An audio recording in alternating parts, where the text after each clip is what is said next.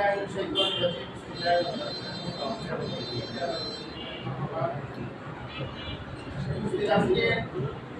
2024 July August শহীদ এবং আহতদের স্মরণে আয়োজিত দোয়া মাহফিলের প্রধান মেহমান সম্মানিত নেতৃবৃন্দ এবং আমার সাথে উপবিষ্ট প্রিয় কর্মী ভাই আসসালামু আলাইকুম রহমতুল্লাহ। ওয়ালাইকুম সালাম।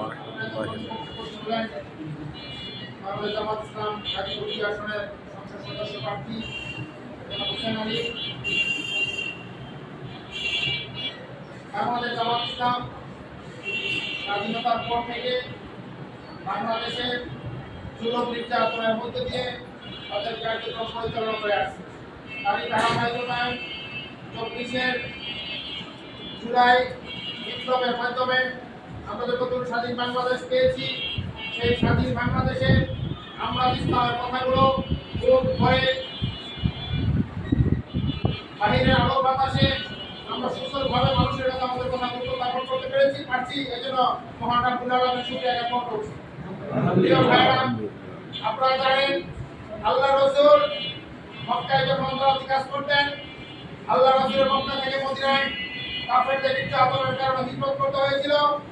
ঠিক 10 বছরের মাথায় আল্লাহ রাসূল মক্কা বিজয়ের মাধ্যমে ইসলামের বিজয়ের সূচনা করেছিলেন।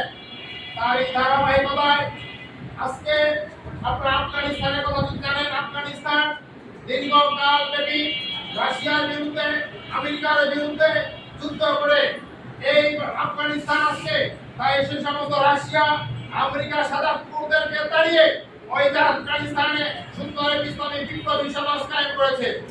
প্রিয় ভাইরা, এই বাংলাদেশের এই 16 বছর ফ্যাসিস্ট সরকার, এই ফ্যাসিস্ট হাসিনা ইসলাম প্রতি লোক ভুলে ইসলাম প্রতি আলেম আমাদেরকে যেভাবে ভোর হত্যার মাধ্যমে এই দেশ থেকে ইসলাম নির্মূল করে দেওয়ার চক্রান্ত শুরু করে দিয়েছিল। প্রিয় ভাইরা, আজকে এই ফ্যাসিস্ট হাসিনা সরকার চেয়েছিল এদেশে যাতে মানুষ ইসলামের পক্ষে কথা বলতে না পারে। এই হাসিনা এই দেশকে ভারতের করদ রাজ্য বানানোর জন্য যত ধরনের মেকানিজম দরকার সমস্ত মেকানিজম সে তার করে নিয়েছিল। আল্লাহর মেহেরবানি, আল্লাহর সুস্পষ্ট ইশারার মাধ্যমে আজকে ছাত্র জনতার সকল গণঅভ্যুত্থানের মাধ্যমে আমরা যে নতুন স্বাধীন বাংলাদেশ পেয়েছি, এটা হলো আল্লাহর একান্ত মেহেরবানি। প্রিয় ভাইরা, এই বাংলাদেশকে করতে চেয়েছিল সেই হায়দ্রাবাদের মতো, এই বাংলাদেশকে করতে চেয়েছিল সিকিমের মতো। এই বাংলাদেশ কেমন ষড়যন্ত্র হয়েছিল, হাসিনা সরকার দাম্ভিকতা শেষ করেছিল। এই বাংলাদেশ ভারত সরকারকে যা দিয়েছে, ভারত সরকার জীবনে কোনোদিন তুলতে পারবে না। হাসিনা সরকারের কাছে জানতে চাই কি এমন জিনিস ভারতকে দেওয়া হয়েছিল যে ভারত তুলতে পারবে না। ঠিক আমরা দেখতে পাচ্ছি এদেশের বিশ্বের কোন দেশে যখন আওয়ামী লীগের নেতৃবৃন্দকে থামতে হচ্ছিল না, কিন্তু ভারতের নির্লজ্জ ব্যবহার এই বাংলাদেশের যারা নির্লজ্জ চোর বাটপার এই দেশটাকে নিয়ে যারা ষড়যন্ত্র করেছিল, তাদেরকে তারা বিনা বিচারে বিনা পুলিশে তারা ভারতে আশ্রয় দিয়ে আরামায়েশের মধ্যে তারা জীবনযাপন করাচ্ছে। ঠিক আমাদের ভারত আমাদের প্রতিবেশী রাষ্ট্র, ভারত যখন চাইবে এই বাংলাদেশটা কোমর সুদা করে তার এই দেশটা বিশ্বের বুকে একটি পরিচিতি লাভ করো। ঠিক বাংলাদেশ বিশ্বের বুকে পরিচিত করে দেওয়া হয়েছিল, এটা ইন্ডিয়ার একটি অংশ, ইন্ডিয়ার একটি অপরাধ হিসেবে বিশ্বে আমাদের দেশটা পরিচিতি লাভ করেছিল। ঠিক তো আজকে অভ্যুত্থানের মাধ্যমে সারা বিশ্বে বাংলাদেশ নামক এই দেশটা আজকে পরিচিতি লাভ করেছে। প্রিয় ভাইরা, আজকের যে অভ্যুত্থান, আজকের এই অভ্যুত্থান একদিনে হয়নি। দীর্ঘ 16 বছরের জন্য নির্যাতনের ফলে মানুষের মধ্যে, মানুষের অন্তরে যেমন বিস্ফোরণ দানা বেঁধে রয়েছিল, তার প্রতিফলন করেছে 5ই আগস্ট। প্রিয় ভাইরা, এই বিস্ফোরণের মাধ্যমে আজকে আমরা যে স্বাধীন বাংলাদেশ পেয়েছি, আমরা যে স্বাধীন বাংলাদেশ কোন এক দলের কোন কৃতিত্ব নয়। আজকে বিভিন্ন দল দাবি করে এই আন্দোলনে আমাদের 90% লোক অংশগ্রহণ করেছিল। আমি এই সমস্ত ভাইদের জিজ্ঞাসা করতে চাই, আপনারা আপনার নেত্রীর ভাষার সাথে একটি কলমটা আপনারা অনুসরণ করতে পারেন না? আরো 2 মাস জিজ্ঞাসা চাই, এই দীর্ঘ 16 বছর যতদিন পর্যন্ত ঢাকা শহরে মিটিং হয়েছে, একদিনও এই বিএনপি নামক সংগঠন তারা সরকারের অনুমতি ছাড়া কোনো প্রোগ্রাম করতে পারে তাহলে তারা প্রোগ্রামের আয়োজন করতো, কিন্তু বাংলাদেশ জামাত ইসলাম সরকারের কোনো অনুমতি তোয়াক্কা করে না। সরকার কি আমাদের অনুমতি দিয়েছিল? না। বিএনপি অনুমতি দিয়েছিল না। বিএনপি দিন শেষে যে কাজটা করলো, তারা একটা গুলির শব্দ শুনে তারা মঞ্চ থেকে যাবে লাফিয়ে পড়ে গেল। তাহলে আবার তারাই বলেছে আমরা 5ই আগস্টে বিপ্লব ঘটিয়েছি, আমরা আমাদের আরেস্ট তারিখে দেখেছি, আরেস্ট তারিখে আপনাদের চরিত্র আমরা দেখেছি, ঠিক। কর্মসূচি আপনারা দিতে পারেন নাই, ঠিক। বিপ্লবের দাবি করতে পারেন, এটা আপনাদের মুখে মানায় না। ঠিক।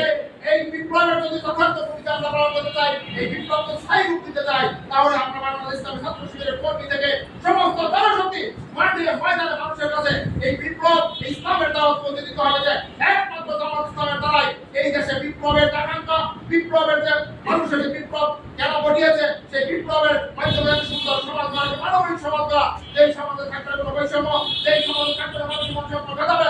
প্রিয় ভাইরা, আসুন আমরা সবাই মিলে এই বাংলাদেশে গড়ি, বাংলাদেশে যাতে আর কোনো ফ্যাসিস্ট আর কোনো স্বৈরাচার নতুন ভাবে মাথা চারা দিয়ে উঠতে পারে। ঠিক। আল্লাহু আকবার। বাংলাদেশে যারা ফ্যাসিস্ট, আবার আজকে আমাদের নেতৃবৃন্দ যে পিআর সিস্টেমের কথা বলেছে, সাংগঠনিক নির্বাচন, সেই নির্বাচনটা হলো আপনি একটা এলাকার কাউন্সিলর, আপনি পারে 10,000 ভোট, আপনি প্রতিনিধি পাইছেন 8,000 ভোট, আরেক প্রতিনিধি পাইছে 5,000 ভোট, দুইজনে মিলে হলে 13,000 ভোট, আর আপনি একা 10,000 ভোট পেয়ে কাউন্সিল হয়ে গেছেন, কিন্তু 13,000 ভোটের কোনো প্রতিনিধিত্ব নাই। এটা হলো একটা অসামঞ্জস্যপূর্ণ একটা নিয়ম। আজকে কেয়ারটেকার সরকার প্রধান এমন বলেছেন যে কেয়ারটেকার সরকারের কথা বলতে পাগলের ছাড়া কেয়ারটেকার সরকার কেউ বুঝে না, এসব বুঝে পড়ে। কিন্তু 96 সালে মানুষের বিপ্লবের মাধ্যমে তারা নির্বাচনে একদিনও ক্ষমতায় থাকতে পারে নাই, তারপর কেয়ারটেকার সরকার বিল পাস করার মাধ্যমে তারা পদত্যাগ করতে বাধ্য হয়েছে। আবার বিএনপি এটাও বুঝবে যখন তাদের পূজার কারণে আর সময় থাকবে না, ওই দিন তারা বুঝবে। ঠিক। আমরা এই দেশে একটি শান্তিপূর্ণ নির্বাচন চাই, এই নির্বাচনে মানুষ আসসালামু আলাইকুম। স্বতঃস্ফূর্তভাবে ভোটদানের মাধ্যমে একটি সমাজ গঠন করবে, যে রাষ্ট্রে প্রত্যেকটা নাগরিকের অধিকার সংরক্ষিত হবে। আজকে যে নাগরিক অধিকার সংরক্ষিত না হয়, তাহলে আমার ভোটের অধিকার না থাকে, আমার ভোটের যদি একটা মর্যাদা না থাকে, তাহলে এই সমাজে একটা রাষ্ট্রপতির যে দাম, রাষ্ট্রপতির ভোটের যে দাম, আমার ভোটেরও সেই দাম। তাই আমি চাই আমার ভোটের মূল্যায়ন হোক, এদেশে মানুষ নির্দ্বিধায় নির্বিবাদে ভোট কেন্দ্রে যাবে, মানে কোনো হয়রানির শিকার হবে না। আমরা এরকম একটি পরিবেশ এই সরকারের কাছে দাবি করতে যতদিন পর্যন্ত এদেশে একটি পরিপূর্ণ সংস্কার এবং বিচার কাজ শেষ না হবে, আমরা দেশ নির্বাচন দেখতে চাই না। আমরা চাই সংস্কার, বিচার, পরবর্তীতে একটি সুষ্ঠু অবাধ নির্বাচনের মাধ্যমে সরকার গঠন।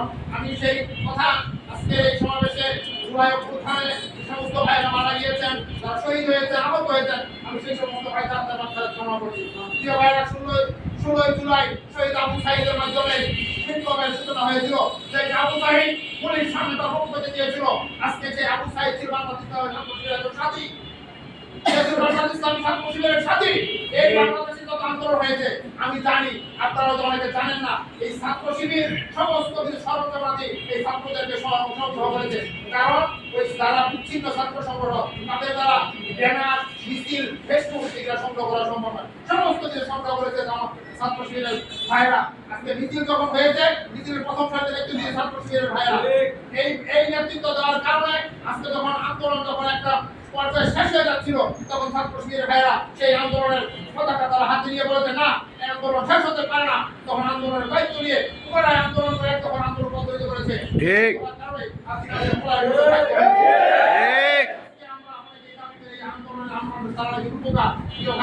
সত্যকে কোনোদিন দাবা চাপা দিয়ে রাখা যায় না, সত্য একদিন তার সর্বে প্রকাশ করবে।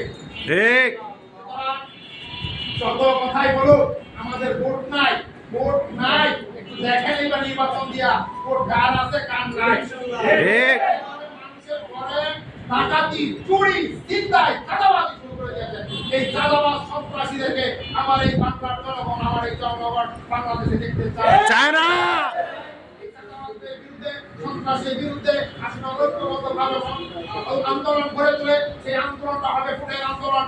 আমরা এদের বিরুদ্ধে এই সন্ত্রাস চাঁদাবাদের বিরুদ্ধে মানুষের কাছে গিয়ে বলবো, আপনারা যদি চাঁদাবাজি চান, আপনারা আওয়ামী লীগের ফ্যাসিস্টকে এই সরকারের ক্ষমতা আনতে চান, তাহলে আপনারা হাতে ভোট দিতে পারেন। আর যদি বাংলাদেশের আদর্শ মানবিক বাংলাদেশে করতে চান, ইসলামী রাষ্ট্রে করতে চান, তাহলে দাঁড়িয়ে পার্লামেন্টে ভোট দিয়ে এই বাংলাদেশের সুফলা শস্য শ্যামলা যে আমাদের বাংলাদেশ, এই বাংলাদেশ থেকে আমরা একটি আদর্শিক রাষ্ট্র, একটি মানবিক রাষ্ট্র, ইসলামী রাষ্ট্র হিসেবে আপনাদের উপহার দিতে পারবো।